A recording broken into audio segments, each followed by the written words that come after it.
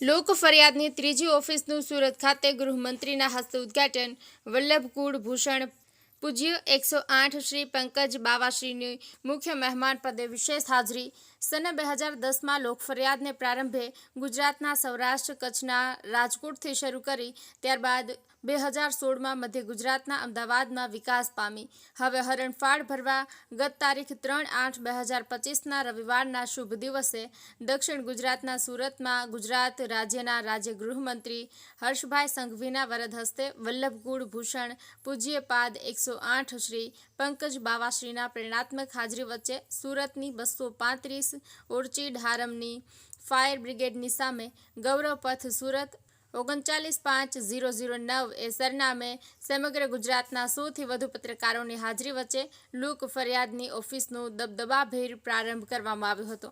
ભવિષ્યમાં દરેક ઝોનમાં અનેક શહેરોમાં ઓફિસો શરૂ કરવાના અડગ નિર્ધાર સાથે સૌરાષ્ટ્ર ઝોનની સને 2010થી રાજકોટથી પ્રારંભ થયેલા લોક ફરિયાદની ઓફિસ બાદમાં મધ્ય ગુજરાતના અમદાવાદમાં અને હવે દક્ષિણ ગુજરાતના સુરતમાં શરૂ થયેલી આ લોક ફરિયાદની ઓફિસનો આ ધમાકેદાર શુભારંભ પ્રસંગે રાજકોટ, અમદાવાદ, વડોદરા, વલસાડ, વાપી સહિત સમગ્ર ગુજરાતના પત્રકારો, સમાજ શ્રેષ્ઠીઓ, સ્થાનિક અધિકારીઓ, પદાધિકારીઓ સહિત સમગ્ર ગુજરાતના 100થી વધુ પત્રકારોની હાજરી રહી હતી.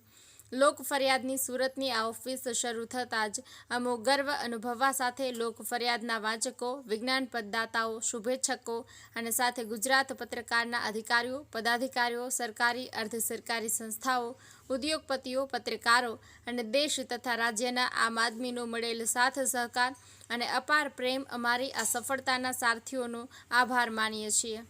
સમગ્ર ગુજરાતમાં પત્રકારિતાની દુનિયામાં જો કોઈ નામ આજે લોકોને પ્રશ્ન પૂછવા પ્રેરણા આપે છે તો તે છે લોક ફરિયાદ. લોક ફરિયાદની ઓળખ માત્ર સમાચાર આપનારની નથી, પરંતુ એક તટસ્થ, ઇન્વેસ્ટિગેટિવ, સકારાત્મક તથા હકારાત્મક સમાચારો આપનાર એક લોકશાહી યોદ્ધા, લોકશાહીના લડવૈયા અખબાર તરીકે આજે સમગ્ર ગુજરાત સાથે દેશના નાગરિકો અને અધિકારીઓ, પદાધિકારીઓમાં અપ્રતિમ લોક ચાહના ધરાવતું માનીતું અખબાર બની રહ્યું છે.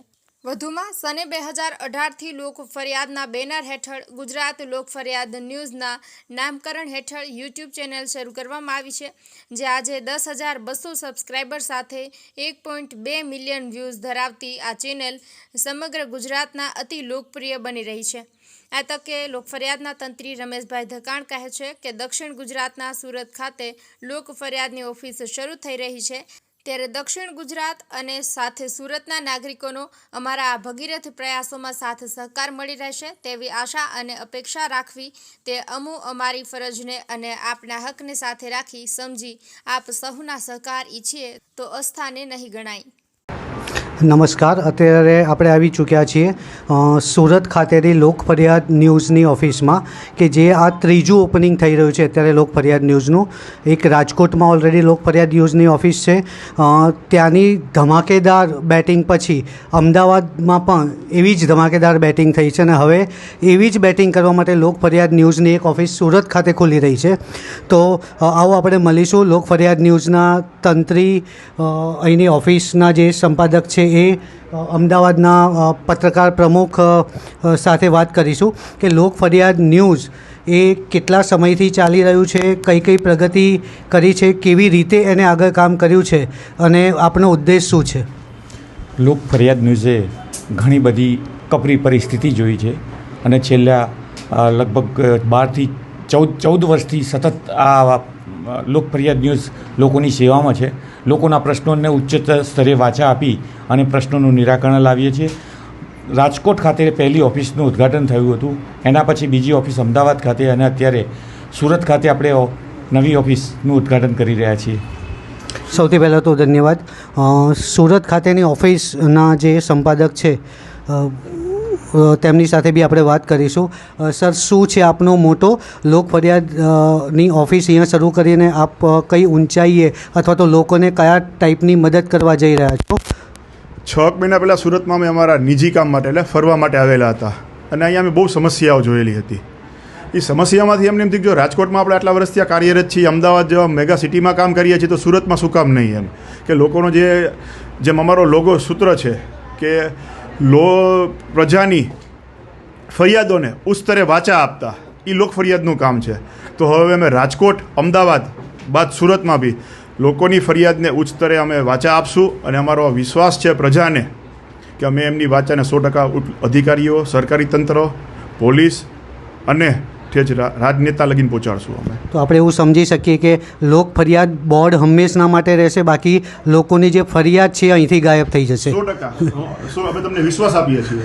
ઓકે, એવી જ રીતે આપણે વાત કરીએ લોક ફરિયાદ ન્યૂઝના જે મેઇન એડિટર છે, એડિટર ચીફ રમેશભાઈ, જેઓ પોતે રાજકોટ, આમ તો જો કે દરેક જગ્યાએ તેમનું પોતાનું અસ્તિત્વ સ્થાપિત જ રાખ્યું હોય છે, પણ રાજકોટથી જે હેન્ડલ કરે છે. રમેશભાઈ, આપ તો ખૂબ જ ખુશ હશો, આજે 3જી ઓફિસ ખુલી ગઈ આપની, તો આગળની આપની ગતિવિધિ શું રહેશે? લોક ફરિયાદ 2010થી આપણે ચાલુ કરી અને ત્યાર પછી આજે 16મા વર્ષમાં પ્રવેશ કર્યો ત્યારે સુરતની અંદર, રાજકોટમાં તો ઓફિસ હતી જ, ત્યાર પછી અમે અમદાવાદ ઓફિસ કરી અને હવે ધર્મેશભાઈના સહકારથી અમે સુરતમાં ઓફિસ કરીએ છીએ. બહુ આનંદની વાત છે. રમેશભાઈ, અને સુરતના લોકોને સુરતી વાસીને શું તમે સંદેશો આપશો? શું સુરતી એટલે? સુરતી લોકોને તમે લોક ફરિયાદ તમે લઈને આવ્યા છો, હા. અમે માનીએ છીએ તમે લોક ફરિયાદ લઈને આવ્યા છો, હા. પણ સુરતી લોકોને તમે શું સંદેશો આપશો? સુરતી લોકો જે કહે, સુરતી લોકો અમારી પાસે આવે એટલે સુરતી લોકોને બતાવશું કે લોક ફરિયાદ શું છે, લોક ફરિયાદ શું સુરતી લોકો માટે કરે છે એ અમે સાબિત કરી બતાવશું. રમેશભાઈનું કહેવું છે કે જેમ અમદાવાદ, રાજકોટના લોકો નિશ્ચિત થઈને જે પોતાની ફરિયાદો લઈને ત્યાંની લોક ફરિયાદ ઓફિસમાં જાય છે, એવી રીતે હવે એમને આહવાન કર્યું છે કે સુરતના લોકો પણ નિસંકોચ અહીંયા આવી અને પોતાની ફરિયાદ નોંધાઈ શકે છે. એમાં બિલકુલ ડરવાની જરૂર નથી અને પોતે તે કોઈ પણ નાનામાં નાનો માણસ હશે તેની વાતને વાચા આપશે અને પોતાના ફરિયાદમાં એને બુક કરશે. ધન્યવાદ. જેવી રીતે આપણે જોઈ રહ્યા છીએ, સુરત ખાતે લોક ફરિયાદ ન્યૂઝની ઓફિસનું ઉદ્ઘાટન આજે કરવામાં આવ્યું છે અને આ ઉદ્ઘાટનની અંદર મુખ્ય મહેમાન તરીકે 108 શ્રી પંકજકુમાર ગોસ્વામી મહોદય શ્રી બરોડા ઘરથી અત્યારે ઉપસ્થિત છે, જેમના આશીર્વચન આપવા માટે તેઓ અત્યારે પધાર્યા છે. તો આપણે ગુરુજી શ્રીને કે આપ લોક ફરિયાદ ન્યૂઝ વિશે આપના આશીર્વચન જણાવો. શ્રી ગોવર્ધન નાથ કી જય. સચ્ચિદાનંદ રૂપાય વિશ્વોત્પત્યાદિ હેતવે તાપત્રાય વિનાશાય શ્રી કૃષ્ણાય વયમ નમઃ. જય જય ગરવી ગુજરાત, જય હિન્દ, ભારત માતા કી જય સાથે સર્વપ્રથમ તો દર્દ અપના પરાએ અપનાતા હૈ કૌન, દર્દ અપના પરાએ અપનાતા હૈ કૌન, અને એવું બી કહી શકાય કે જિસકા કોઈ નહીં ઉસકા તો પ્રભુ હૈ યારો. તો એ જ સંદર્ભમાં આજે વિશેષ કરીને લોક ફરિયાદ, આ લોક ફરિયાદ જે છે એ આજે કોણ કોણી સાંભળે છે? આજે આપણે સૌ જાણીએ છીએ કે કોઈને પણ પેલું કહેવાય છે કે પ્રભુ તારી કસોટીની પ્રથા સારી નથી હોતી, કે જે સારા હોય છે એની દશા સારી નથી હોતી. જગતમાં સર્વને કહેતા ફરો નહીં કે દુઆ કરજો, ઘણા એવાય છે કે જેની દુઆ સારી નથી હોતી. તો એવા કરાલ કલિકાલમાં જ્યારે આજે આપણે ફરિયાદ લઈને જતા હોઈએ છીએ તો કદાચ આપણે 10 નહીં 10,000 ધક્કા પણ ખાવા પડે. કિંતુ પરંતુ અને છેલ્લે પછી આપણે કહીએ છીએ કે જે વાત મેં નથી સાંભળી કોઈએ મારી વાતો, એ પછી વાત મેં પ્રભુને કીધી છે. તો લોક ફરિયાદની આજે કાર્યકારી ઓફિસનું આજે મંગલ ઉદ્ઘાટન દક્ષિણ ગુજરાતના સુરત ખાતે થયું. મૂળભૂત આનું મંગલાચરણ રાજકોટમાં થયું પહેલાં, અને ત્યાંથી પછી અમદાવાદ, અને આ 3જી ઓફિસ, આ 3જું કાર્યાલય લોક ફરિયાદનું આજે સુરત ખાતે એનું મંગલાચરણ થયું, જેમાં અધ્યક્ષ ઉદ્ઘાટક શ્રી માન્ય ગૃહમંત્રી શ્રી ગુજરાત રાજ્યના શ્રીમાન હર્ષભાઈ સંઘવીજી પધાર્યા અને મને આનું મંગલાચરણ કરવાનું સૌભાગ્ય પ્રાપ્ત થયું છે. હું આપને આશ્વસ્ત રહીને કહી શકું છું કે ચોથી બેટિંગ હવે વડોદરા થાય એવા હું આશીર્વાદ અને શુભકામનાઓ આપું છું. અને આજે લોક ફરિયાદની સ્વીટ 16 બર્થડે કહી શકાય કે સ્વીટ 16 બર્થડે કહી શકાય, એમાં મને સૌભાગ્ય પ્રાપ્ત થયું. અને બીજું કે સમસ્યાઓ તો ઘણી બધી હોય છે, સમસ્યાઓ ઘણા બધા કહેતા પણ હોય છે, પણ એના સમાધાનો ક્યાં નીકળે છે, એના સોલ્યુશન્સ ક્યાં નીકળે છે. એટલે આ લોક ફરિયાદ એક એવું માધ્યમ બની રહ્યું છે કે જ્યાં આપની સૌની સમસ્યાઓનું સમાધાન ઉચ્ચ સ્તરીય આ માધ્યમથી કરવામાં આવશે. લોકો જો ફરિયાદ કરશે, મારું તો એવું માનવું છે કે જ્યાં સુધી લોક ફરિયાદનું અસ્તિત્વ રહેશે ત્યાં સુધી હું એવું માનું કે એવો માહોલ બની જાય કે બનાવી દેવામાં આવે કે જ્યાં લોકોને ફરિયાદ જ ના હોય.